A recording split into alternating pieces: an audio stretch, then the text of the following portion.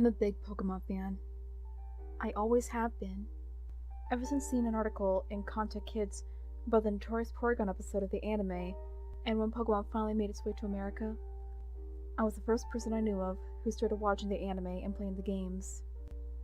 My first game was Pokemon Red.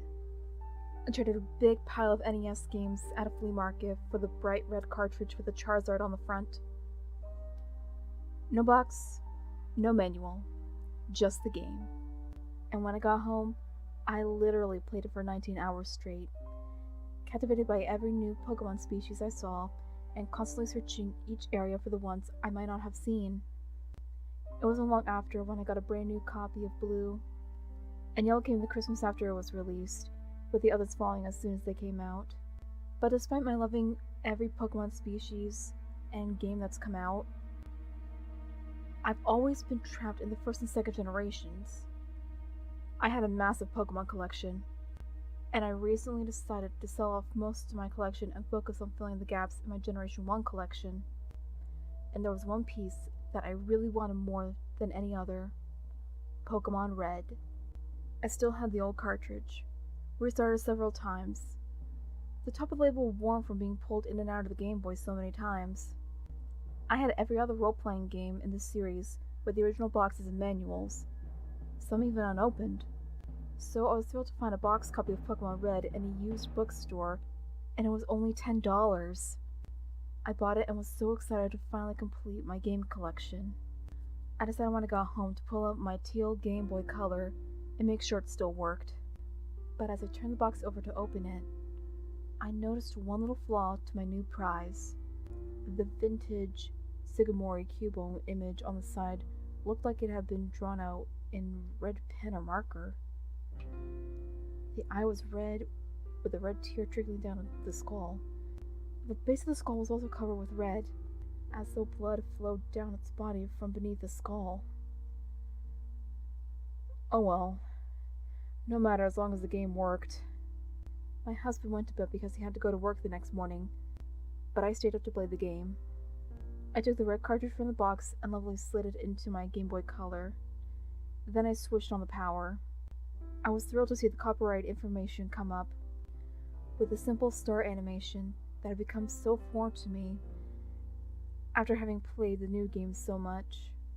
I pressed start until I reached the title screen, with Red holding a Pokeball, random Pokemon scrolling by, beginning with the version's beginner, Charmander. I listened to the lively, regular music as I watched the Pokemon scroll by. A Ghastly, then a Cubone, then another Ghastly.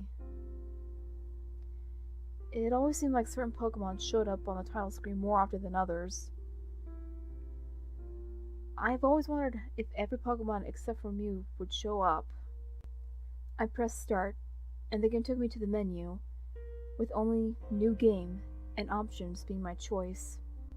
Either I had the uncanny luck of finding a game that had never been played before, or the bad luck of getting one with a dried internal battery. I chose New Game after switching to the fast text in the Options menu. Professor Oak greeted me as always, as a Nidorino with a Nidorant's call representing all Pokemon. I chose the name Ryu from a character after Nosy I used to play as when my friends and I would roleplay Pokemon nearly a decade ago. I named my rival Blue, since I've always had trouble figuring out an original name for him. And the game went from there. I chose Charmander, partly because Riolu had been a Fire-type trainer, and partly because I've always liked choosing a starter that corresponds to the version.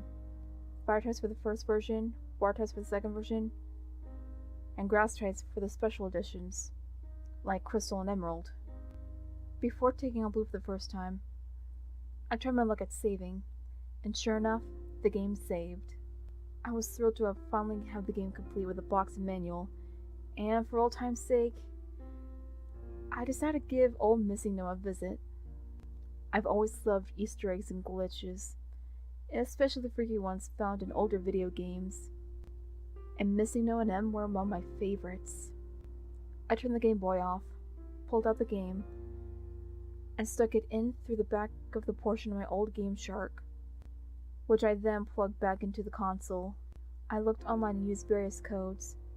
I found to get all the badges, change my Charmander to a level 100 Charizard, and teach it Fly and Surf. After unlocking all the locations on the map, I flew up to the Viridian Forest and talked to the old man. After he lost in an unending struggle with Weedle, I flew south to Cinnabar Island and began to surf along the right-hand side. For a while, there was nothing unusual, just some Pidgey and Rattata and the occasional Tangela or Raticate. It was just picking up a Pokemon from the little grassy areas south of Pallet Town, since I hadn't gone anywhere else where there were wild Pokemon. Then the screen flashed, and battle music began. The screen went black for an unusually long time, so I figured I had found Missing No, at last! But I was surprised when instead of Chandler scrolled on the screen. Chandler wants to fight. Well, this was certainly odd. I had never run into this glitch before. And still sitting on my computer, I tried to search for it anywhere else, but there was nothing. No one seemed to have gotten this glitch before. I started out the battle, releasing my level 100 Charizard, and waited to see what Chandler had. It said she had 6 Pokemon. The first one that came out was a block of green and black glitches, and rather than having a regular Pokemon cry, the game instead began playing just the undertone of the final rival battle music. Normally that music didn't bother me, but just hearing what I could guess would be considered the bass part of it, with only sounds in between, was kind of unnerving, and it sounded like it was slowed down about half speed. The rest of the Chandler's Pokemon were glitches as well, some having cries like Rhydon or Zapdos. One even had the sing melody for its cry, but each one was easily defeated by my high-level Charizard. After I beat her last Pokemon, she reappeared on the screen like in a normal trainer battle, but said nothing. I got my money for beating her. Then the screen went black. I was right back where I'd been, in the water on the eastern side of Cinnabar, but instead of surfing on Charizard with a genetic fish sprite, Rio seemed to be walking on top of the water, and when I tried to go back onto the island, it kept saying the door is locked, like it does if you step against the door of the gym, and the sprite of the man suddenly appears on the roof of the gym. But it kept saying this no matter which way I went. I tried surfing around every side of the island, and even the little islands out of the middle of the 2 surrounding routes. Every time it said the same thing: the door is locked. It was all strange, but I just figured it was a combination of the name I had chosen for my character and using all GameShark codes. I went back to the right side of Cinnabar Island and began looking again for Missing No. I figured if I could get into another battle, maybe when I came back it would appear cleared up, but it only got worse. My next encounter was with a level 255 Gengar, fairly common along with Alakazam and Mewtwo when one searches for Missing No.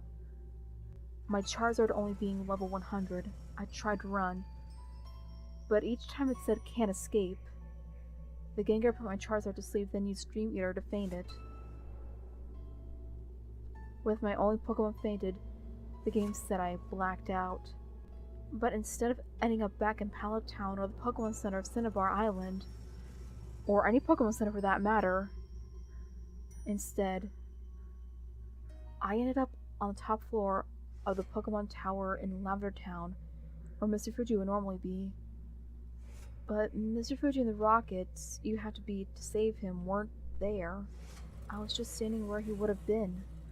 I decided to check and see if my Charizard was healed, but when I pulled up the menu, Pokemon was not an option. I went to my Pokedex, which showed that I had seen and owned all 150 Pokemon, even though I hadn't used the code for that at all. I exited the menu and moved down to the exit of the tower. Perhaps something would happen that would make this crazy game work right again. I figured cutting it off, then back on would fix it. But these strange happenings piqued my curiosity, so I played on. When I reached the stairs to go down to the floor below, a wild battle suddenly interacted, much as though I had stirred up a ghastly. But instead the game said a wild Kangaskhan appeared. My heart froze mid-beat as the sprite came to light. Its cry was long and drawn out, and its image, while in the shape of the large Kangaskhan sprite, it looked to be made up of bits and pieces of the Aerodactyl and Kabutops skeleton sprites. If this was a hack, this was well done. It really looked like what I imagined a Kangaskhan skeleton would be. Here and there, the pixels were bright red, as though it still had muscle and blood clinging onto the white bones. I was at least relieved when my Charizard came back into play. Still at level 100, its HP replenished. The Kangaskhan was only level 25, so I only had the view of the creepy sprite just a moment before it fainted from Charizard's surf. I was about to give a sigh of relief as the sprite fell out of view, but was jolted once again when the game said, Kangaskhan was caught. There was no nickname option, and the game returned to the overworld with Riolu at the staircase of the Pokemon Tower's top floor. I pressed start, seeing that the Pokemon option had returned, and selected it. My Charizard had disappeared, and in its place was a Kangaskhan, its HP at 0, and its status reading DCS. Normally, when a Pokemon faints, it said FNT. Does DCS stand for deceased? I tried to check its stats, but there were none. No options but cancel. I exited the menu and made my way once again down the stairs of the tower. All the NPCs were missing from each floor, and not even Blue was waiting at the entrance to take me on. I left the tower and continued over to the Pokemon Center, hoping that perhaps it would bring back my Charizard, or at least get rid of that chilling DCS status of my new Kangaskhan. I reached the door, but Riolu stopped short, bumping into it as if it were a wall. I tried then to head up to Route 8, but the same thing happened. Without my Charizard to fly me out, I was trapped there in Lavender Town. I tried to enter the Name Raider's house in the Pokemart, but to no avail. The only other choice was the Pokemon house where Mr. Fuji lived, and for some reason I was able to go in there. Once I entered, the Cubone that can always be found there turned in my direction. A speech bubble with an exclamation point appeared above its head. I had seen that same Cubone on countless other games, even walked up and talked to it, and it had never done that. At this point, I figured nothing about this weird red version would surprise me, but I was wrong.